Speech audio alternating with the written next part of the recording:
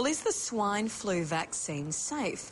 More than half of GPs surveyed in the UK will refuse it for themselves because trials have been rushed. Now, our government has ordered 21 million doses of the vaccine. They'll be given to 4 million at-risk people first next month.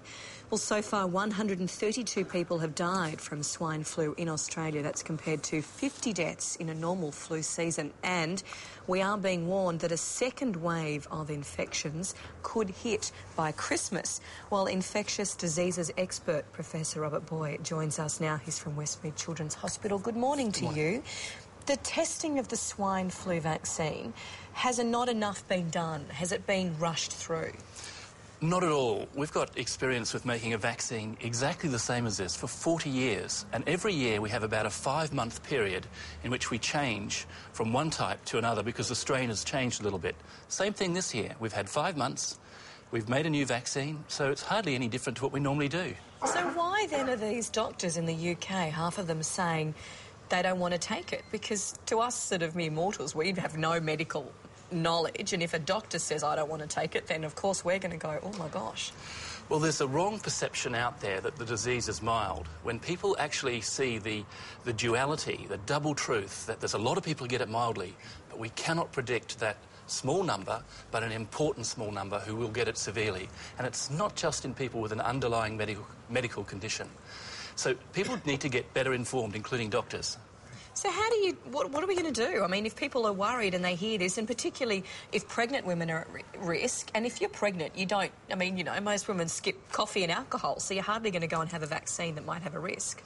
Well, this virus is a threat not only to the pregnant mother, but also to the baby. And so when pregnant mums think about that, not only their health, but their baby's health, they'll think, well, this is something worth having. Well, then, if I spin it round, what's the worst that can happen? If you have the vaccine and if there are some problems with it, it's not 100% safe. I'm not saying it isn't, but what's the worst that can happen to you? What are some of the risks or the side effects that you might get? Sure. Well, it's fairly common to get a sore arm, some swelling and redness, but the rare things that can happen, probably in the order of 1 in a million, is you can get a form of paralysis where the hands and the legs stop working. You usually recover from that, but not always. So that's one thing that people worry about, but that's a 1 in a million risk compared with a 1 in 1,000 risk or greater of getting a very serious side effect from the disease. So I guess just to conclude on that, where do we go? I mean, if we're hearing stats out of the UK of doctors saying at this stage no, how do we make an informed decision if the vaccine's about to come on the market in a couple of weeks? Well, everyone should research this for themselves, seek the very best information. But where from? Where from? I mean, with all due respect, I've got no idea. Where would I start? Well, I work at the National Centre for Immunisation Research. We have a website. The Government Department of Health has a very good website. There are websites in the United States that are providing very up-to-the-date information. The Centre for Diseases Control.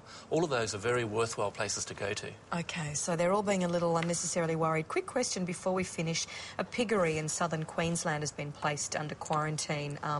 They're saying that the disease is spreading through pigs. So does this mean then that there is any risk at all to us eating pork?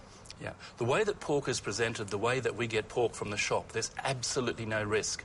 It's actually the pigs who are at risk from us, because so many of us are infected and so few of them have been infected.